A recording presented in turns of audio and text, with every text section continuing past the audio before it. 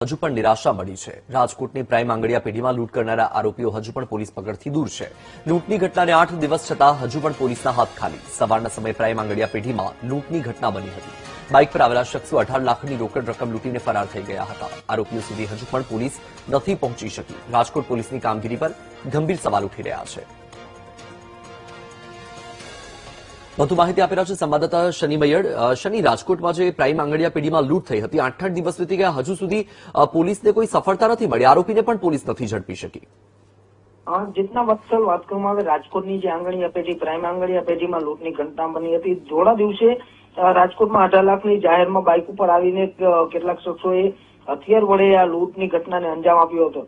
લૂંટની ઘટનાને 8 દિવસ બાદ પણ હજી આરોપીઓ નથી પકડાયા। આરોપીઓ ક્યાં છે, કયા રાજ્યમાં છે, કોણ હતું તેની પણ હજુ સુધી કોઈ પુષ્ટિ છે તે કરવામાં નથી આવી। અનેક સવાલો ઉઠી રહ્યા છે કે ક્રાઇમ બ્રાન્ચ સહિતની 8 ટીમો બનાવવામાં આવી છે, અન્ય રાજ્યોમાં ધામા નાખવામાં આવ્યા છે, પરંતુ આ લૂંટારૂ કોણ હતા, ક્યાંથી આ ટીપ આપવામાં આવી હતી, કોને આ ટીપને આધારે તેઓએ લૂંટ કરીને કઈ દિશા તરફ ગયા છે, તેની પાસે જે વાહન હતું તે ચોરાવ હતું કે નહોતું, તે બાઇક કોનું હતું, તેને લઈને હજુ સુધી કોઈ સ્પષ્ટતા છે તે સામે નથી આવી। એટલે અનેક સવાલો છે તે ઉઠી રહ્યા છે કે 8 દિવસ છતાં પણ લૂંટની ઘટનાને શા માટે ડિટેક્શન છે તે કરવામાં નથી આવી રહ્યું।